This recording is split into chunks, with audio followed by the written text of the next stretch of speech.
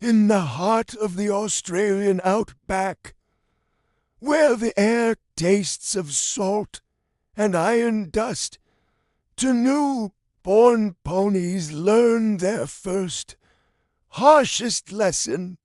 Their names were Kitty and Jack, with knees like clumsy nuts and eyes too big for their tiny faces. They were the picture of innocence. They lived beside a dusty paddock, their world defined by their mother's warmth and the scent of dry grass. But one morning, that world shattered. The paddock gate, usually a firm boundary, stood wide open, and their mother was gone. A chilling silence pulled them forward, a sound more terrifying than any storm. They followed it, their small hooves kicking up puffs of red dust. Beyond the familiar sheds, a grim scene unfolded. Men worked with a cold efficiency, loading something onto a large truck. Kitty, the elder by a mere hour, understood first. A wave of cold dread washed over her, so intense the world seemed to tilt on its axis. Their mother was not coming back. She had been taken. Kitty pressed her forehead against Jack's, a small, solid comfort in the collapsing world. She promised we'd have grass at sunset, Jack whispered, his voice trembling, not yet grasping the finality of it all. Kitty's heart ached.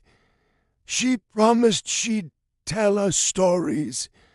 She replied, her own voice barely a breath. She knew then what they had to do, the weight of it settling on her small shoulders. We have to be brave now, Jack. We have to be brave for her. They found a hiding spot behind a large, corrugated water tank. Their small bodies shaking uncontrollably, the shadows stretched long and menacing as the sun began its descent. Jack, huddled close to his sister, remembered something, a humming shadow that would sometimes cross their paddock, a friendly presence that dipped its wings like a giant, mechanical bird. It wasn't scary like the hawks. It was different. Tim controls it, he said, a spark of memory igniting in his fear-filled eyes. He calls it Zip. Zip listens. Kitty looked at him, and for the first time since morning, a flicker of something other than despair stirred within her. She remembered Tim, the kind boy from the nearby farmstead, who would sometimes bring them carrots, and she remembered the old fence post at the edge of their paddock, the one with the small, blinking sensor on it. Their mother had taught them a game, a special rhythm to tap on the post. 3 soft knocks, a pause, then to more. A signal, she said, was just for fun. A secret between them, dat hope. It was a long shot, a desperate prayer tapped out by a tiny hoof. They crept to the fence post, their hearts pounding in their chests. Kitty nudged the post with her nose, mimicking the rhythm their mother had taught them. 3 soft knocks, a pause, then 2 more. The little red light on the sensor blinked in response, and a signal, silent and invisible, leapt into the vast, empty sky. They waited, every second stretching into an eternity. The distant rumble of the truck faded, leaving them utterly alone in the encroaching twilight. Then a faint hum. It grew louder, closer. A silver shape appeared against the darkening sky, steady and sure. It was Zip, the drone. It swooped down, its camera eye glowing gently, not with menace, but with what felt like recognition. A voice, calm as summer rain, crackled from a small speaker on the drone's body. "I see you, little ones. Don't be afraid. I see you." It was Tim. He had heard their call. The men were gone. Zip hovered low. A guardian angel made of metal and circuits. It guided the 2 frightened ponies away from the place of sorrow. Its quiet hum a comforting presence in the gloom. It led them across the dry, cracked ground, past the empty paddock, toward a waiting trailer.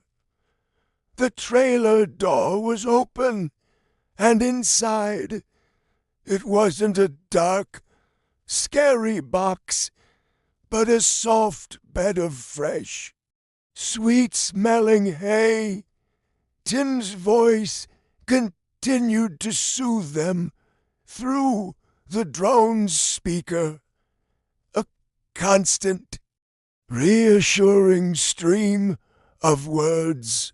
He told them where to step, when to breathe, guiding them with a gentleness that felt like a warm embrace. "That's it. Step up. You're safe now. Just a little further." As the sun finally dipped below the horizon, painting the sky in shades of orange and purple, the trailer doors closed, but it didn't feel like a cage. It felt like a shelter, a safe harbor from the storm that had ripped their world apart. Kitty leaned her weight against Jack, his trembling finally subsiding. The grief was still there, a heavy, solid thing in their chests, but it no longer owned the night.